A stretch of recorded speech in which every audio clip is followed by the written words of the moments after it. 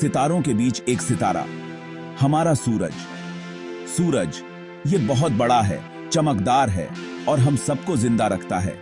हम सूरज को अपने छोटे से सौर मंडल के केंद्र के रूप में देखने के आदी हैं। ये वहां बैठा है, ऊर्जा देता है, जबकि ग्रह उसके चारों ओर परिक्रमा करते हैं। जैसे जैसे हम अंतरिक्ष का पता लगाते हैं, आकाशीय पिंडों को कैसे नियंत्रित किया जाए, यह समझना महत्वपूर्ण हो सकता है। तो आइए जानते हैं कि इस कॉस्मिक उपलब्धि को हासिल करने के लिए क्या करना होगा। कॉस्मिक डांस, गुरुत्वाकर्षण का खिंचाव।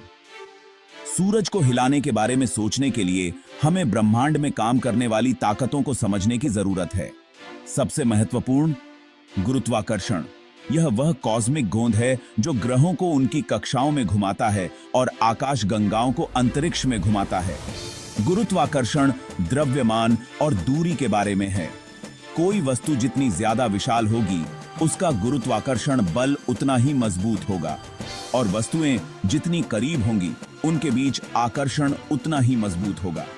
सूरज, जो जलती हुई गैस का एक विशाल गोला है और बहुत ज्यादा द्रव्यमान वाला है, हमारे सौर मंडल में हर चीज पर एक शक्तिशाली गुरुत्वाकर्षण बल लगाता है। इसलिए हम इसकी परिक्रमा करते हैं। अब कल्पना कीजिए कि इतनी भारी चीज को हिलाने की कोशिश की जा रही है। यह किसी हाथी को पंख से धकेलने जैसा होगा। यह असंभव लगता है ना? खैर, लगभग। जबकि गुरुत्वाकर्षण एक दुर्जेय शक्ति है, यह दुर्गम नहीं है। यहां तक कि छोटी छोटी चींटियां भी अपने वजन से कई गुना ज्यादा वजन उठा सकती हैं। कुंजी उत्तोलन है, और अंतरिक्ष में हमारे पास निपटान में कुछ बहुत ही शानदार उपकरण हैं। क्या हम सचमुच सितारों को हिला सकते हैं? सितारों को हिलाने का विचार काल्पनिक लग सकता है, लेकिन मनुष्य हमेशा बड़े सपने देखता रहा है। प्राचीन सभ्यताओं ने सितारों को ट्रैक करने के लिए संरचनाओं का निर्माण किया और खगोलविद आकाश का मानचित्रण करते रहे हैं। हम चांद पर भी उतरे, जो कभी असंभव लगता था। आकाशीय पिंडों को हिलाने की अवधारणा पुरानी है। 1930 में जॉन डेसमंड बर्नल ने विशाल अंतरिक्ष दर्पणों का प्रस्ताव रखा। उनका विचार सैद्धांतिक था, लेकिन इसने कल्पना को जगाया।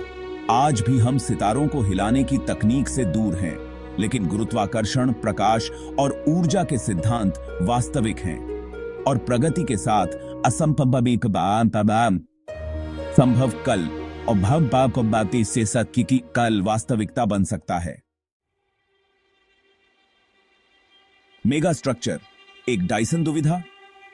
सूर्य की ऊर्जा का दोहन करने के लिए एक लोकप्रिय अवधारणा में डायसन स्फीयर नामक एक काल्पनिक मेगा स्ट्रक्चर का निर्माण शामिल है। एक विशाल गोले की कल्पना कीजिए जो सूर्य के चारों ओर बना है, जो इसकी लगभग सारी ऊर्जा ग्रहण करता है। यह स्टार वॉर्स की किसी चीज की तरह लगता है, और वास्तव में इस अवधारणा को 1960 के दशक में भौतिक विज्ञानी फ्रीमैन डायसन ने लोकप्रिय बनाया था। एक डायसन स्फीयर, अगर हम कभी एक का निर्माण कर सकते हैं, तो इसके लिए अकल्पनीय मात्रा में संसाधनों और इंजीनियरिंग कौशल की आवश्यकता होगी। पर्याप्त कच्चा माल प्राप्त करने के लिए हमें पूरे ग्रहों, संभवतः बुध या शुक्र को भी तोड़ना होगा। लेकिन संभावित भुगतान बहुत बड़ा है, स्वच्छ ऊर्जा का लगभग असीमित स्रोत। लेकिन यहां पकड़ यह है, डायसन स्फीयर का निर्माण अनजाने में सूर्य को हिला सकता है। इसकी ऊर्जा को पकड़कर और पुनर्निर्देशित करके हम सूर्य की गति को सूक्ष्म रूप से बदल देंगे। यह एक आकर्षक विचार प्रयोग है। क्या सूर्य की शक्ति का दोहन करने की हमारी महत्वाकांक्षा इसे आकाश गंगा के चारों ओर धकेल सकती है?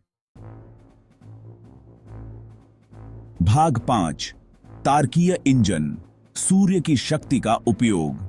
डायसन स्फीयर के बजाय एक तारकीय इंजन के बारे में क्या ख्याल है? लियोनिद शकादोव द्वारा प्रस्तावित ये मेगा स्ट्रक्चर सूर्य की ऊर्जा का उपयोग करते हैं। एक विशाल दर्पण सूर्य के प्रकाश को परावर्तित करता है। यह दबाव धीरे धीरे सूर्य को धकेल सकता है। यह सौर पाल जैसा है, लेकिन ब्रह्मांडीय पैमाने पर। बुसार्ड रैमजेट हाइड्रोजन एकत्र कर फ्यूजन रिएक्टर के लिए ईंधन बनाता है। यह रिएक्टर जोर उत्पन्न करेगा, सूर्य को आकाशगंगा में धकेलेगा। ये अवधारणाएं विज्ञान कथा हैं, लेकिन संभावनाएं पेचीदा हैं। भाग 6, black hole boogie, cosmic billiards. अब आइए वास्तव में सट्टा प्राप्त करें। अगर हम सूर्य को हिलाना चाहते हैं तो बड़ी तोपों को क्यों न लाएं, या यूं कहें बड़े गुरुत्वाकर्षण कुओं को। ब्लैक होल ब्रह्मांड के सबसे बड़े हैवी वेट हैं जो स्पेस टाइम को विकृत करते हैं और जो कुछ भी बहुत करीब आता है उसे निगल जाते हैं। तो क्या हम सूर्य को चारों ओर खींचने के लिए ब्लैक होल का उपयोग कर सकते हैं? सैद्धांतिक रूप से हां। एक ब्लैक होल को सुरक्षित दूरी पर सावधानी पूर्वक स्थान देकर, चिंता न करें, हम बहुत करीब नहीं जाना चाहेंगे। हम सूर्य और उसके ग्रहों को सवारी के लिए साथ खींचने के लिए इसके विशाल गुरुत्वाकर्षण का उपयोग कर सकते हैं। बेशक यह परिदृश्य पूरी तरह से नई चुनौतियां पेश करता है। सबसे पहले ब्लैक होल को ढूंढना और उसे स्थिति में लाना एक बहुत बड़ा काम होगा। दूसरा, इसमें शामिल गुरुत्वाकर्षण बल इतने विशाल हैं कि थोड़ी सी भी चूक के विनाशकारी परिणाम हो सकते हैं। यह अविश्वसनीय रूप से उच्च दाम के साथ बिलियर्ड्स का एक ब्रह्मांडीय खेल है। भाग 7, द बटरफ्लाई इफेक्ट, अनपेक्षित परिणाम। मान लीजिए एक पल के लिए कि हम सूर्य को हिलाने की तकनीक विकसित कर लेते हैं। क्या हमें करना चाहिए? हमारे सौर मंडल के नाजुक संतुलन के साथ छेड़छाड़ के अनपेक्षित और संभावित रूप से विनाशकारी परिणाम हो सकते हैं। सूर्य की स्थिति में एक छोटा सा बदलाव भी ग्रहों की कक्षाओं को बाधित कर सकता है, संभावित रूप से उन्हें सौर मंडल से बाहर निकाल सकता है या उन्हें एक दूसरे से टकरा सकता है। पृथ्वी की जलवायु, जो जीवन के लिए सूक्ष्म रूप से तैयार है, जैसा कि हम जानते हैं, अराजकता में पड़ जाएगी। यह तितली प्रभाव की तरह है। एक जटिल प्रणाली के एक हिस्से में एक छोटा सा बदलाव तरंग प्रभाव डाल सकता है, जिससे अप्रत्याशित और संभावित रूप से विनाशकारी परिणाम सामने आ सकते हैं। इससे पहले कि हम किसी भी ब्रह्मांडीय इंजीनियरिंग का प्रयास करें, हमें संभावित परिणामों पर सावधानी पूर्वक विचार करने और अत्यधिक सावधानी के साथ आगे बढ़ने की आवश्यकता है। भाग 8, अचल सूर्य, पैमाने का मामला। इन सभी संभावनाओं का पता लगाने के बाद अब वास्तविकता की खुराक लेने का समय आ गया है। जबकि सूर्य को हिलाना सैद्धांतिक रूप से संभव है, कार्य का विशाल पैमाना इसे हमारी वर्तमान तकनीक के साथ व्यावहारिक रूप से असंभव बना देता है। सूर्य आश्चर्यजनक रूप से विशाल है, पृथ्वी के द्रव्यमान का 3,33,000 गुना से भी ज्यादा। इसे थोड़ा सा भी हिलाने के लिए आवश्यक ऊर्जा खगोलीय होगी, जो हमारी वर्तमान क्षमताओं से कहीं परे है। यह चम्मच से पहाड़ हिलाने जैसा है। इसके अलावा इसमें शामिल दूरियां बहुत बड़ी हैं।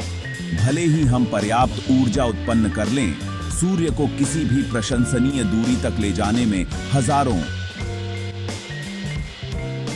अगर लाखों साल नहीं तो लगेंगे। ब्रह्मांडीय समय की भव्य योजना में मानव सभ्यता पलक झपकने से ज्यादा कुछ नहीं है। भाग 9, ब्रह्मांड में हमारा स्थान, नम्रता और विस्मय। हालांकि हम कभी भी सूर्य को हिलाने में सक्षम नहीं हो सकते हैं, यह ठीक है। ब्रह्मांड अजूबों से भरा है और उन्हें हेरफेर करने में हमारी असमर्थता उनकी भव्यता को कम नहीं करती है। वास्तव में यह ब्रह्मांड के विस्मयकारी पैमाने और शक्ति पर प्रकाश डालता है। सूर्य को हिलाने की संभावना पर विचार करने से हमें ब्रह्मांड में अपनी जगह की याद आती है। एक विशाल और प्राचीन आकाशगंगा में एक औसत तारे की परिक्रमा करने वाला एक छोटा सा ग्रह। यह एक विनम्र विचार है, लेकिन साथ ही प्रेरक भी है।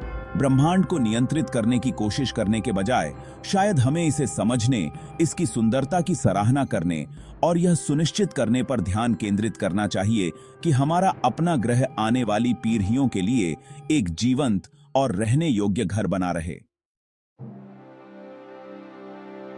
भाग 10, अंतरिक्ष अन्वेषण का भविष्य, सपने और खोजें। भले ही सूर्य को हिलाना एक दूर का सपना ही क्यों न रहे, ऐसी संभावनाओं की कल्पना करने का कार्य मानवीय सरलता की सीमाओं को आगे बढ़ाता है और ज्ञान की हमारी प्यास को बढ़ाता है। कौन जाने भविष्य क्या होगा। शायद एक दिन हमारे वंशज हमारी कल्पना से परे प्रौद्योगिकियों का विकास करेंगे, जिससे वे ब्रह्मांड में उन तरीकों से हेरफेर कर सकेंगे जिनके बारे में हम आज केवल सपना ही देख सकते हैं। लेकिन अभी के लिए आइए हम ब्रह्मांड के अजूबों पर आश्चर्य करें, अपने सौर मंडल का पता लगाएं और ब्रह्मांड के रहस्यों को उजागर करना जारी रखें। खोज की यात्रा अभी शुरू ही हुई है।